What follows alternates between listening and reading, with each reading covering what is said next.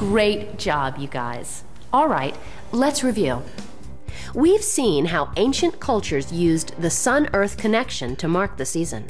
And you've seen an activity which uses the placement of shadows to record the movement of the sun across the sky. Research regarding Native American astronomy has recently begun to gain headway in archaeoastronomy.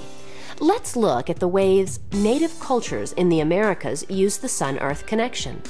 Nancy Maryboy and David Begay are two indigenous astronomers from the Navajo Nation.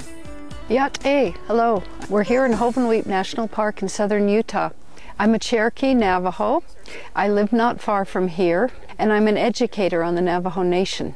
A cultural astronomer means you deal with the astronomy of your own culture, and we put things within the context of a native worldview. Right behind me on the boulder, you can see an indication of a solar phenomena. On the boulder, there's two images. One's a concentric circle, one's a spiral. As the sun begins to rise, shafts of light come in from each direction. And as the sun continues to rise, the lights meet in the center. This only happens once a year. This phenomenon occurs on the longest day of the year and is a very appropriate way to mark time. This can be a very harsh environment to live in. It can be hot, it can be cold, and it can be very dry. In order to survive, people had to live in accordance with the natural environment, and that meant the natural cosmic environment, the sun, the moon, and the stars. It was very important to track the path of the sun and the moon and certain constellations. And to do that, people used natural markers like petroglyphs and sun and moon alignments. Remember, there was no watches, there was no timekeepers, there was no calendars. My name is David Begay. I am a cultural astronomer. I've been living out here for many years. My clan is Maidishgijni. This clan is a descendant from the Jemez Pueblo people. And here is one of the structure at Hovenweep National Monument. This structure had many purposes, one of which was an observatory.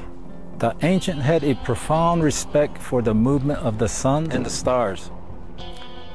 On the longest day of the year, the sun shines through an opening and the light falls on a marker. What people experience here is really a cultural experience. It's a whole life experience. People felt the movement of the sun. People felt the movement of the moon. It was a daily experience. Among the Navajo people, for the sun, when it reaches summer solstice, it's a total life experience. People used to talk about the solstice being a 4-day phenomenon. People used to say, the sun spent 4 days before it starts moving back the other way. So it's really something that was experienced, it was talked about, it was a part of the culture, it's been passed down through the generation. I think people talk about these movements in terms of days. I'm not sure if you can really call it special math. I don't think tracking the sun down to the second was important at that time. These buildings and boulders are remnants of ancient civilizations, much like the ruins in Rome, the ruins in Greece. And today, they're still very relevant to us out here in the Southwest. We still see the same sky, and we're in awe of the technology that was employed to build these buildings and capture these solar and lunar alignments. Today, we look in the sky, we use some of the same knowledge that the ancestral Pueblans used. We use it for planting, we use it for setting ceremonies, and we use it to keep the earth in order. The balance between earth and sky is still very important to Native peoples. Thanks, Nancy, and thanks, David. You know, guys, one of the earliest Native American structures to observe the sun and the stars is Casa Rinconada, located in the Chaco Cultural National Historical Park. Casa Rinconada is a large kiva. Kivas are large circular rooms used for ceremonies by Native American cultures.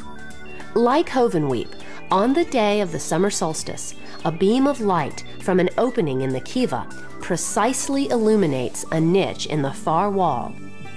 For years, Chaco Canyon was primarily seen as a trade center, but with the advent of archaeoastronomy, Chaco is beginning to be seen as a center of astronomy and cosmology.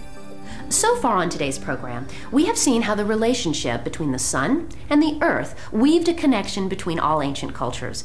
Now, much of the information from those cultures has been lost to us. However, other cultures have recorded that information, and now that information is being interpreted.